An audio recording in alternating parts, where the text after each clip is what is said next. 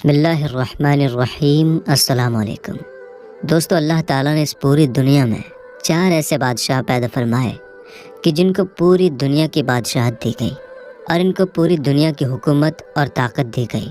ان 4 بادشاہوں میں 2 بادشاہ مسلمان تھے۔ نمبر 1 حضرت ذوالقرنین علیہ السلام اور نمبر 2 حضرت سلیمان علیہ السلام، اور 2 بادشاہ کافر تھے، نمبر 1 نمرود اور نمبر 2 بخت نصر۔ دوستو، نمرود وہ انوکھا بادشاہ ہے کہ جس کی پرورش اللہ تعالیٰ نے خود فرمائی۔ میرے دوستو، آج کی اس ویڈیو میں ہم آپ کو بتائیں گے کہ نمرود کون تھا اور اس کی پیدائش کس شرمناک طریقے سے ہوئی، اور پھر ایسا کیا ہوا کہ اللہ تعالیٰ نے خود نمرود کی اپنی مخلوق کے ذریعے پرورش کروائی، اور پھر جب یہ بچہ بڑا ہو گیا تو کس طرح اللہ تعالیٰ نے اس بچے کو پوری دنیا کی حکومت عطا فرمائی۔ لیکن اس کے باوجود کس طرح اس نمرود نے خدائی کا جھوٹا دعویٰ کیا اور اللہ تعالیٰ کی ذات کو جنگ کے لیے للکارا، اور اللہ تعالیٰ کے پیارے نبی حضرت ابراہیم علیہ السلام کو آگ میں ڈالا۔ اور جب نمرود نے اللہ تعالیٰ کو اپنے ساتھ جنگ کرنے کے لیے للکارا تو کس طرح اللہ تعالیٰ نے نمرود کو ایک لنگڑے اور حقیر مچھر کے ذریعے عبرتناک موت دی اور اس کو پوری دنیا کے لیے عبرت کا نشان بنایا۔ میرے دوستو، ان سارے سوالوں کا جواب قرآن و حدیث کی روشنی میں آج کے اس ویڈیو میں ہم آپ کو بتائیں گے، اس لیے آپ سے ہم ریکویسٹ کرتے ہیں کہ ہماری اس ویڈیو کو آخر تک ضرور دیکھیے گا۔ میرے دوستو، نمرود بابل کا وہ بادشاہ تھا جس کو اللہ تعالیٰ نے 400 سال تک حکومت عطا کی۔ اس کا پورا نام نمرود بن کنان بن کوس بن سام بن نوح تھا۔ روایت میں آتا ہے کہ نمرود ایک والد الزنا بچہ تھا، یعنی جس کی ماں نے زنا کروایا تھا۔ کچھ روایت میں آتا ہے کہ نمرود کی ماں کا شوہر ایک بادشاہ تھا جو کہ نامرد تھا، تو نمرود کی ماں نے اپنے شوہر کے نامرد ہونے کی وجہ سے اور اپنے شوہر کے بعد اس بادشاہت کے لیے کوئی حکمران نہ ہونے کی وجہ سے زنا کروایا، جس سے نمرود پیدا ہوا۔ میرے دوستو، ایک بار اللہ تعالیٰ نے حضرت اسرائیل علیہ السلام سے پوچھا کہ اے اسرائیل، یہ بتا کہ تو نے آج تک اتنے لوگوں کی روح کو قبض کیا، کیا کوئی ایسا انسان بھی ہے جس کی روح قبض کرتے ہوئے تجھے بہت زیادہ دکھ ہوا ہو؟ تو حضرت اسرائیل علیہ السلام نے اللہ تعالیٰ کی بارگاہ میں عرض کیا کہ یا رب العالمین، تو خوب جانتا ہے کہ میں جتنی بھی روح قبض کرتا ہوں میرا دل خوب دکھتا ہے، لیکن میں تیرے حکم کی نافرمانی نہیں کر سکتا۔ اس کے بعد اللہ تعالیٰ نے ارشاد فرمایا کہ اے ملک الموت علیہ السلام، یہ بتا کہ سب سے زیادہ روح قبض کرتے ہوئے تجھے کس پر رحم آیا؟ تو حضرت ملک الموت علیہ السلام نے عرض کیا کہ یا رب العالمین، ایک موت ایسی ہے کہ جس کو میں آج تک بھلا نہیں پایا۔ ایک مرتبہ مسافروں سے بھری ہوئی ایک کشتی سمندر کے اندر سفر کر رہی تھی۔ یا رب العالمین، تیرا حکم ہوا کہ میں اس کشتی کو فنا کر دوں، تو میں نے تیرے حکم کے مطابق اس کشتی کو فنا کر دیا۔ یا رب العالمین، تو نے حکم دیا کہ ایک عورت اور ایک اس کے بچے کو چھوڑ کر سب کی روحوں کو قبض کر لے، تو میں نے تیرے حکم کے مطابق اس عورت اور اس کے بچے کو چھوڑ کر سب کی روحوں کو قبض کر لیا۔ اس کے بعد اس کی ماں اور اس کا بچہ کشتی کے ایک تختی پر باقی رہ گیا۔ اس وقت میں اس بچے اور اس کی ماں کی جان کے بچ جانے پر بہت خوش ہوا، لیکن پھر تیرا حکم ہوا کہ اس بچے کی ماں کی روح کو قبض کر لیا جائے اور اس بچے کو سمندر کے اندر تنہا بنا ماں کے چھوڑ دیا جائے۔ یا رب العالمین، تو خوب جانتا ہے اس وقت تیرا یہ حکم پاتے ہی میرا کلیجہ کانپ گیا تھا، لیکن میں تیرے حکم کی نافرمانی نہیں کر سکتا۔ میں نے تیرے حکم کے مطابق اس کی ماں کی روح کو بھی قبض کر لیا اور اس دودھ پیتے بچے کو سمندر کے اندر اکیلا چھوڑ دیا۔ یا رب العالمین، اس طرح جب میں نے اس بچے کی ماں کی روح کو قبض کیا تو مجھے اس پر بہت رحم آیا اور اس کا دکھ مجھے آج تک نہیں بھولتا۔ ملک الموت علیہ السلام کی یہ بات سن کر اللہ تعالیٰ نے ارشاد فرمایا کہ اے ملک الموت علیہ السلام، کیا تو جانتا ہے کہ وہ بچہ کون ہے اور کہاں پر ہے، اور ہم نے اس بچے کی پرورش کیسے کی؟ تو حضرت ملک الموت علیہ السلام اللہ تعالیٰ کی بارگاہ میں سجدے میں گر گئے اور اللہ تعالیٰ کے حضور عرض کرنے لگے کہ یا رب العالمین، تو خوب جانتا ہے۔ اس پر اللہ تعالیٰ نے ارشاد فرمایا کہ اے ملک الموت علیہ السلام، سن کہ جب تو نے اس بچے کی ماں کی روح کو قبض کیا اور اس بچے کو بیچ سمندر میں تختے پر اکیلا چھوڑ دیا، تو ہم نے سمندر کی لہروں کو حکم دیا کہ اس بچے کو صحیح سلامت سمندر کے کنارے پر ایک جزیرے کے پاس پہنچا دو، یعنی ایک ٹاپو کے پاس پہنچا دو۔ چنانچہ سمندر کی لہروں نے اللہ تعالیٰ کے حکم کے مطابق اس بچے کو صحیح سلامت ایک جزیرے یعنی ایک ٹاپو پر پہنچا دیا، اور اس ٹاپو کے اندر اللہ تعالیٰ نے اس بچے کی پرورش کا خوبصورت انتظام کیا۔ اس بچے کے لیے ایک خوبصورت بستر بنایا، اس کے اگل بغل طرح طرح کے پھول اگائے اور طرح طرح کے پرندوں کو حکم دیا کہ وہ اس بچے کے آس پاس آ کر رہے اور چہچہائے، اور اللہ تعالیٰ نے سورج کو حکم دیا کہ اس بچے پر اپنی تیز دھوپ نہ پڑنے دے، اور ہوا کو حکم دیا کہ اس بچے کو کوئی نقصان نہ پہنچائے۔ اسی دوران وہاں پر ایک بھیڑیے نے اپنے بچوں کو جنم دیا، تو اللہ تعالیٰ نے اس بھیڑیے کی یہ ڈیوٹی لگائی کہ وہ اپنے بچوں کے ساتھ اس بچے کو بھی دودھ پلائے۔ اللہ تعالیٰ نے ملک الموت علیہ السلام سے فرمایا کہ اے ملک الموت علیہ السلام، ہم نے اس طرح ناز اور نخرے کے ساتھ اس بچے کو پالا، یہاں تک کہ اس کو ایک کانٹا بھی چبھنے نہ دیا، اور پھر جب یہ بچہ پرورش پا کر بڑا ہوا تو اللہ تعالیٰ نے اس کو پوری دنیا پر حکومت عطا فرمائی اور پوری دنیا کا بادشاہ بنایا۔ اللہ تعالیٰ نے ملک الموت علیہ السلام سے ارشاد فرمایا کہ اے ملک الموت علیہ السلام، تم جانتے ہو کہ وہ بچہ کہاں پر ہے؟ تو ملک الموت علیہ السلام سجدے میں گر پڑے اور اللہ تعالیٰ کی بارگاہ میں عرض کرنے لگے کہ یا رب العالمین، تو خوب جانتا ہے۔ اس پر اللہ تعالیٰ نے ارشاد فرمایا کہ اے ملک الموت علیہ السلام، اب وہ بچہ ایک بہت بڑا بادشاہ بن چکا ہے، اور اس نے میری نعمتوں کو بھلا کر خدائی کا دعویٰ کر دیا ہے، اور اسی بچے نے میرے خلیل حضرت ابراہیم علیہ السلام کو آگ میں ڈالا ہے۔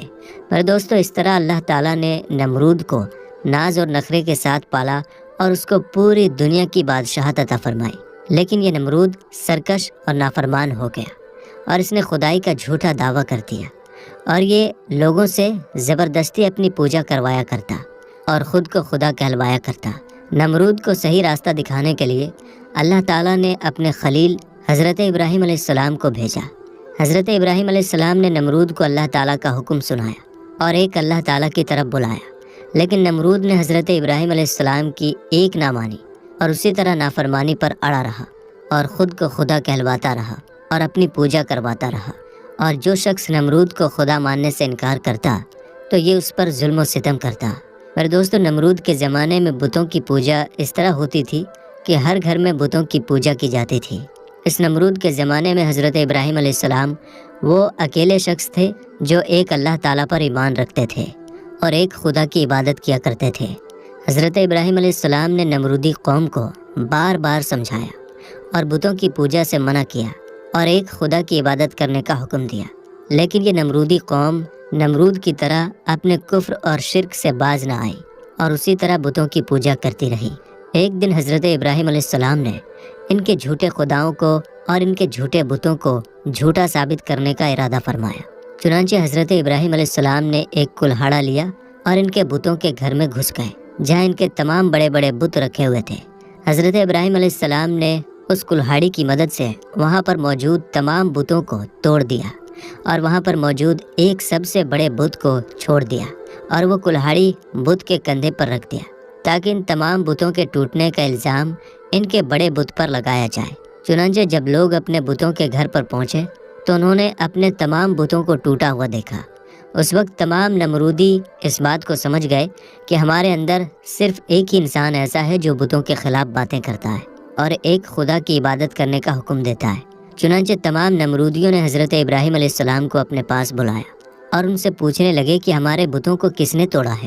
تو حضرت ابراہیم علیہ السلام نے جواب دیتے ہوئے ارشاد فرمایا کہ اپنے اس بڑے بت سے پوچھو جو تمہارا سب سے بڑا خدا ہے، اسی نے توڑا ہوگا۔ اگر یہ تمہارا سب سے بڑا اور سچا خدا ہے تو یہ تمہیں ضرور بتائے گا۔ اس طرح نمرودی حضرت ابراہیم علیہ السلام کی یہ بات سن کر لاجواب ہو گئے اور ان کے پاس اس بات کا کوئی جواب نہ تھا۔ اس پر حضرت ابراہیم علیہ السلام نے ان کو توحید کی دعوت دی اور حضرت ابراہیم علیہ السلام ان نمرودیوں سے فرمانے لگے کہ جب یہ تمہارے جھوٹے خدا اپنی حفاظت خود نہیں کر سکتے تو یہ تمہاری حفاظت کیسے کریں گے؟ اور یہ تمہارے خدا کیسے ہو سکتے ہیں جو نہ دیکھ سکتے ہیں، نہ بول سکتے ہیں اور نہ ہی اپنی حفاظت کر سکتے ہیں؟ حضرت ابراہیم علیہ السلام کی یہ بات سن کر نمرودی طیش میں آ گئے اور انہوں نے حضرت ابراہیم علیہ السلام کو سزا دینے کا ارادہ کیا اور معاذ اللہ حضرت ابراہیم علیہ السلام کو قتل کر دینے کا ارادہ کر لیا۔ چنانچہ تمام نمرودی نمرود کے دربار میں جمع ہو گئے اور سارا واقعہ نمرود کو سنایا۔ نمرود یہ سارا واقعہ سن کر غصے سے لال ہو گیا اور کہنے لگا کہ حقیقی خدا تو میں ہوں، وہ کون ہوتا ہے ہمارے بتوں کو توڑنے والا اور میرے علاوہ کسی اور خدا کی عبادت کرنے والا۔ چنانچہ نمرود نے حضرت ابراہیم علیہ السلام کو ایسی سزا دینے کا ارادہ کیا کہ جس کے اتہاس میں کوئی مثال نہ ملے۔ چنانچہ نمرود نے حکم دیا کہ ایک خالی میدان کے اندر آگ جلائی جائے اور اس آگ کے اندر حضرت ابراہیم علیہ السلام کو ڈال دیا جائے اور معاذ اللہ ان کو قتل کر دیا جائے۔ چنانچہ نمرود کے حکم کے مطابق ایسا ہی کیا گیا۔ ایک خالی میدان کے اندر آگ جلائی گئی اور وہ آگ اتنے بڑے میدان کے اندر جلائی گئی تھی اور وہ آگ اتنی زیادہ تھی کہ اس کے شعلے آسمانوں کو چھو رہے تھے۔ اس طرح جب وہ آگ جلا دی گئی تو حضرت ابراہیم علیہ السلام کو سزا دینے کے لیے بلایا گیا اور حضرت ابراہیم علیہ السلام کو دور سے کھڑے ہو کر ایک مشین کے ذریعے اس آگ کے اندر ڈال دیا گیا۔ جیسے ہی حضرت ابراہیم علیہ السلام اس آگ میں تشریف لائے تو اللہ تعالیٰ نے اس آگ کو حکم دیا کہ حضرت ابراہیم علیہ السلام پر ٹھنڈی اور سلامتی والی ہو جا، تو وہ آگ حضرت ابراہیم علیہ السلام پر ٹھنڈی اور سلامتی والی ہو گئی۔ حضرت ابراہیم علیہ السلام ارشاد فرماتے ہیں کہ میں جتنے دن آگ میں رہا اتنے دن میں اللہ تعالیٰ کی خاص فضل اور رحمت میں تھا، اور جتنا سکون مجھے اس آگ میں ملا اتنا سکون پہلے کبھی نہیں ملا تھا۔ چنانچہ حضرت ابراہیم علیہ السلام کئی دن تک اس آگ میں رہے اور بالآخر اللہ تعالیٰ کے حکم سے حضرت ابراہیم علیہ السلام کچھ دنوں کے بعد اس آگ سے زندہ باہر آ گئے۔ یہ منظر دیکھ کر تمام نمرودی حیران رہ گئے، لیکن اس کے باوجود حضرت ابراہیم علیہ السلام نے اللہ تعالیٰ کا پیغام پہنچانا بند نہیں کیا، اور آپ علیہ السلام نمرود کو اور نمرودیوں کو اللہ تعالیٰ کا پیغام پہنچاتے رہے اور ایک خدا کی عبادت کرنے کا حکم دیتے رہے۔ چنانچہ بار بار حضرت ابراہیم علیہ السلام کے دعوت حق دینے سے نمرود تنگ آ گیا، اور بالآخر تنگ آ کر نمرود حضرت ابراہیم علیہ السلام سے پوچھنے لگا کہ بتا تیرا خدا کون ہے؟ تو حضرت ابراہیم علیہ السلام نے ارشاد فرمایا کہ میرا خدا وہ ہے جو زندگی اور موت دیتا ہے۔ حضرت ابراہیم علیہ السلام کی یہ بات سن کر نمرود ہنسنے لگا اور حضرت ابراہیم علیہ السلام سے کہنے لگا کہ یہ کون سی بڑی بات ہے، یہ تو میں بھی کر سکتا ہوں۔ اس کے بعد نمرود نے 2 قیدیوں کو بلایا جن کو سزائے موت ہو چکی تھی، اور ان قیدیوں کو تمام لوگوں کے سامنے بلا کر نمرود نے ایک کو قتل کر دیا اور ایک کو آزاد کر دیا۔ اور اس طرح نمرود حضرت ابراہیم علیہ السلام سے کہنے لگا کہ دیکھو، میں نے ایک کو زندگی دے دی اور ایک کو موت دے دی۔ اس طرح نمرود حضرت ابراہیم علیہ السلام کے سامنے باطل دلیلیں پیش کرنے لگا۔ اس کے بعد حضرت ابراہیم علیہ السلام نے نمرود کے سامنے اس کی عقل کے مطابق دلیل دی۔ حضرت ابراہیم علیہ السلام نے ارشاد فرمایا کہ میرا خدا وہ ہے جو سورج کو پورب سے نکالتا ہے اور پشچم میں ڈباتا ہے۔ اگر تو سچا خدا ہے تو سورج کو پشچم سے نکال کر دکھا۔ حضرت ابراہیم علیہ السلام کی یہ بات سن کر نمرود لاجواب ہو گیا اور اپنی پوری قوم کے سامنے ذلیل اور رسوا ہو گیا۔ اس طرح جب نمرود حضرت ابراہیم علیہ السلام کی بات کا جواب نہ دے سکا تو اس وقت وہ غرور اور تکبر میں آ کر حضرت ابراہیم علیہ السلام سے کہنے لگا کہ اگر تیرا خدا سچا ہے تو اس کو بول میرے ساتھ جنگ کرے۔ جیسے ہی نمرود نے یہ بکواس کی تو حضرت جبریل علیہ السلام فوراً اللہ تعالیٰ کا حکم پا کر حضرت ابراہیم علیہ السلام کی بارگاہ میں پہنچے اور حضرت ابراہیم علیہ السلام کی بارگاہ میں عرض کرنے لگے کہ اللہ تعالیٰ کا لشکر جنگ کے لیے تیار ہے۔ حضرت جبریل علیہ السلام کی یہ بات سن کر حضرت ابراہیم علیہ السلام نے نمرود سے کہا کہ اللہ تعالیٰ کا لشکر جنگ کے لیے تیار ہے۔ نمرود یہ بات سن کر حضرت ابراہیم علیہ السلام سے کہنے لگا کہ مجھے 3 دن کی مہلت دی جائے تاکہ میں جنگ کی تیاری کر سکوں۔ چنانچہ اللہ تعالیٰ کے حکم کے مطابق نمرود کو 3 دن کی مہلت دے دی گئی۔ نمرود کیونکہ پوری دنیا کا بادشاہ تھا، نمرود نے پوری دنیا سے بڑے بڑے جنگجوؤں کو جمع کیا اور خطرناک ہتھیاروں کو جمع کیا۔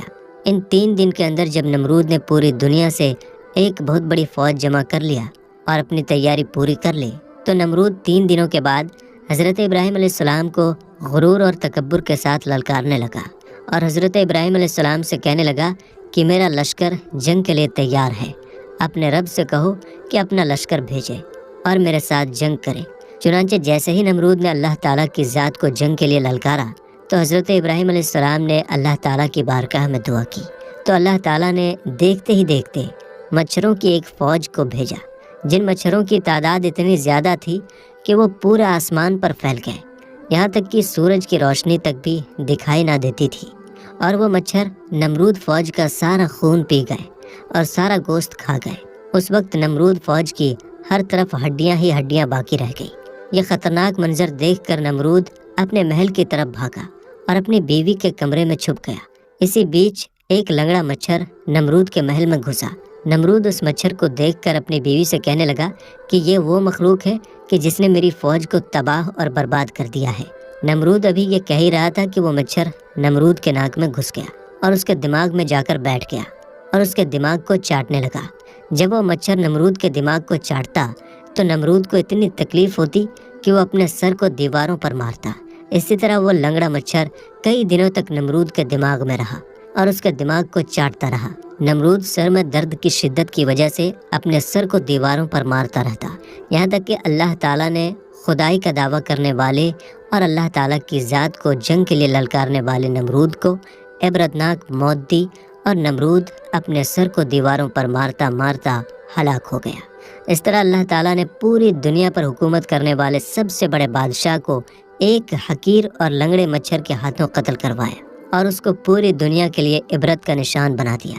अल्लाह ताला से दुआ है कि अल्लाह ताला हमें अपनी बारगाह में आजिज़ी और इनकिसारी के साथ ज़िंदगी गुजारने की तौफीक अता फरमाए और हमें उन तमाम तर बुराइयों से बचाए जिन बुराइयों के अंदर मुब्तला होकर पहली कौमें हलाक हुई और अल्लाह ताला के अजाब की मुस्तहिक करार पाएँ। तो मेरे दोस्तों, फ़िलहाल की इस वीडियो में इतना ही। मिलेंगे इंशाअल्लाह ताला अगली वीडियो में। अस्सलाम वालेकुम, अल्लाह हाफिज़।